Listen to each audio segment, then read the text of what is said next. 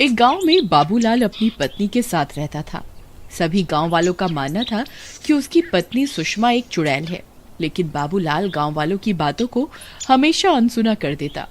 फिर एक दिन रात होने पर बाबूलाल सो रहा होता है।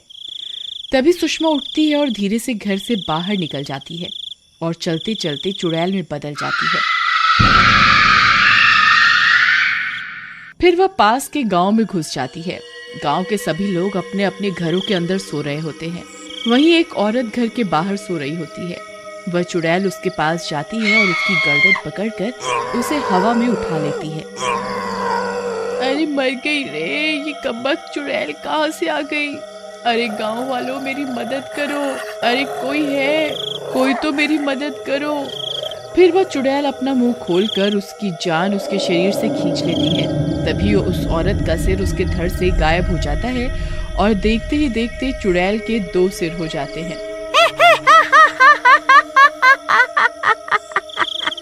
फिर वह चुड़ैल वापस अपने घर की ओर चली जाती है और फिर से औरत की भेस में आ जाती है, लेकिन उसके सिर अब 2 हो चुके होते हैं। उन्हें छुपाने के लिए वह अपनी साड़ी का घूंघट आगे कर लेती है। सुबह होने पर उस सरकटी लाश को देखकर सभी गांव वाले घबरा जाते हैं और उसकी मौत की खबर आसपास के सभी गांव में फैल जाती है। फिर बाबूलाल सुषमा को सरकटी लाश के बारे में बताने के लिए कमरे में आता है।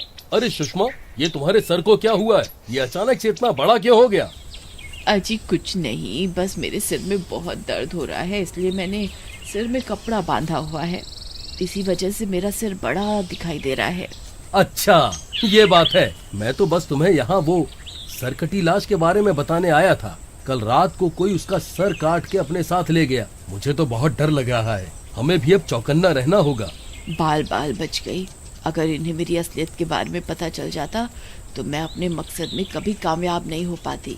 फिर रात होने पर जैसे ही बाबूलाल गहरी नींद में सोता है, सुषमा उठ जाती है और घर से बाहर निकल जाती है और चुड़ैल में बदल जाती है।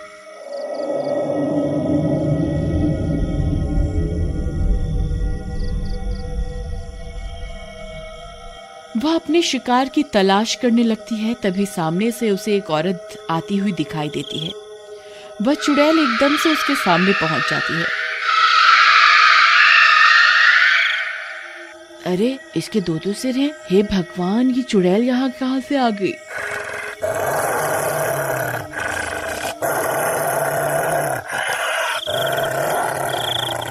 फिर वह चुड़ैल उस औरत की गर्दन पकड़कर उसे हवा में उठा लेती है और अपना मुंह खोलकर उसकी जान भी खींच लेती है। फिर उस औरत का सर भी उसके धड़ से अलग होकर उस चुड़ैल की धड़ पे लग जाता है। फिर वह चुड़ैल वापस अपने घर आ जाती है। सुबह होने पर लोग एक और सिरकटी लाश देखकर घबरा जाते हैं। किसी को कुछ समझ नहीं आता कि आखिर कौन औरतों के सिर काट रहा है। अब सुषमा के 3 सिर हो चुके होते हैं। वह खुद के ऊपर कंबल ओढ़ लेती है ताकि बाबूलाल उसकी असलियत ना पकड़ पाए। अरे अब तुम्हें क्या हो गया? इतनी गर्मी में ये कंबल ओढ़ कर क्यों बैठी हो? अजी कल रात से मेरी तबीयत कुछ ठीक नहीं है। मुझे बहुत ठंड लग रही है, इसीलिए मैंने ये कंबल ओढ़ा हुआ है। अच्छा ठीक है, तुम आराम करो। ये सर काटने की घटना तो बढ़ती ही जा रही है। मुझे सरपंच जी से बात करनी ही होगी। फिर सभी गांव वाले मिलकर सरपंच से इस घटना के बारे में बात करते हैं। भाइयों, ये बहुत गंभीर मसला है। कोई व्यक्ति है जो औरतों को अपना शिकार बना रहा है। अब हमें और भी चौकन्ना रहना होगा। सरपंच जी, वो व्यक्ति रात के अंधेरे में औरतों को अपना शिकार बना रहा है। हमें उसे रंगे हाथों पकड़ना होगा। भाई तुम कहना क्या चाहते हो? क्या हम किसी औरत को उसका चारा बनाकर रात को उसके सामने भेज दें ताकि वो उसकी गर्दन काट दे और तुम उसे रंगे हाथों पकड़ सको? तुम्हारा दिमाग खराब तो नहीं हो गया भाई? अरे नहीं नहीं, मेरा ये मतलब नहीं था। मेरे पास एक तरकीब है। फिर रात होने पर भीमा अपने शरीर पर कंबल लपेट लेता है और सिर पर एक औरत का मुखौटा पहन लेता है और बीच रास्ते में खड़ा हो जाता है। तभी बाबूलाल के सोते ही सुषमा घर से बाहर निकल जाती है। तभी बाबूलाल की नींद खुल जाती है और वह भी उसका पीछा करने लगता है। तभी सुषमा चुड़ैल बन जाती है। बाबूलाल की आंखें फटी की फटी रह जाती हैं। हे भगवान, ये मैं क्या देख रहा हूँ? ये कैसे हो सकता है? ये सुषमा तो चुड़ैल निकली। हे भगवान, मुझे ये बात अभी सरपंच को जाकर बतानी होगी। फिर वह चुड़ैल आगे बढ़ जाती है। वहाँ उसका सामना भीमा से होता है। वो भीमा को औरत समझ रही होती है।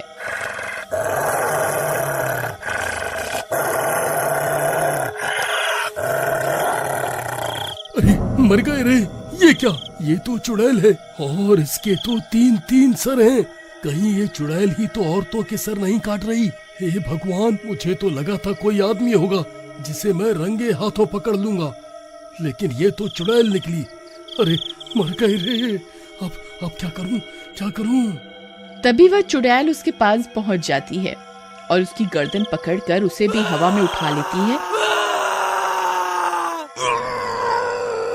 और अपना मुंह खोलकर उसके मुंह में उससे उसकी जान खींचने लगती है।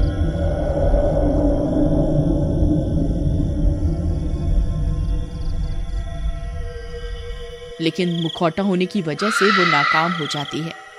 अरे ये क्या? मैं इसकी जान क्यों नहीं निकाल पा रही? लगता है मुझे अपने खंजर से इसका सिर इसके धड़ से अलग करना होगा। अरे मर गए रे! ये चुड़ैल तो उस सर को धड़ से अलग करने की बात कर रही है। कहीं चाकू थोड़ा सा नीचे लग गया तो सच में मेरी गर्दन धड़ से अलग हो जाएगी। अब क्या करूं? तभी वह चुड़ैल अपने खंजर से उसके सिर पर वार कर देती है और उसका सिर धड़ से अलग कर देती है। भीमा धड़ के अंदर छुपा रहता है। फिर वो उस सिर को उठाकर अपने सिर से जोड़ने की कोशिश करने लगती है, लेकिन वो सिर नकली होने की वजह से उस चुड़ैल के धड़ से नहीं लगता। वो बार बार सर को अपने धड़ से लगाने की कोशिश करती है, लेकिन वो सर बार बार जमीन पर गिर जाता है। तभी बाबूलाल कुछ गांव वालों को लेकर वहां पहुंच जाता है। देखो गांव वालों, ये वही चुड़ैल है जो सबके सर काट रही है। मैंने अपनी आंखों से देखा है। इसने सुषमा के शरीर पर अपना कब्जा किया हुआ है। तभी भीमा भी कंबल से बाहर निकल आता है। चुड़ैल उसे देखकर चौंक जाती है।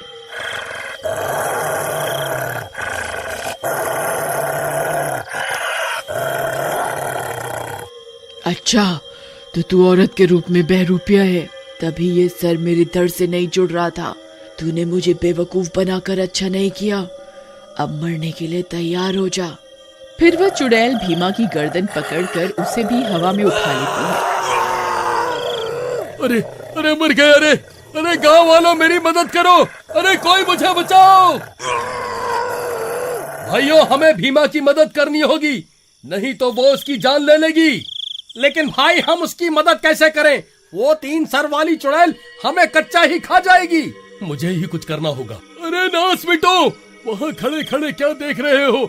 मेरी मदद क्यों नहीं करते? अरे कोई तो मेरी मदद करो! अरे मर गया रे! बचाओ!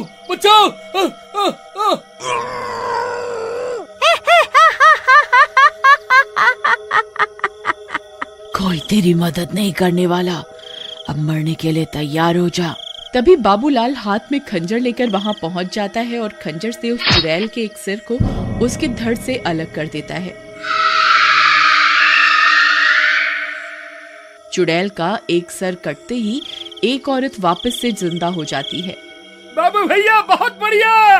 देखो, इसका एक सर कटते ही एक औरत जिंदा हो गई।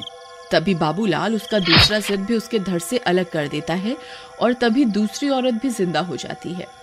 हे भगवान, अब इसका एक ही सर बचा है। क्या पता इसे काटने से मेरी सुषमा वापस आ जाए।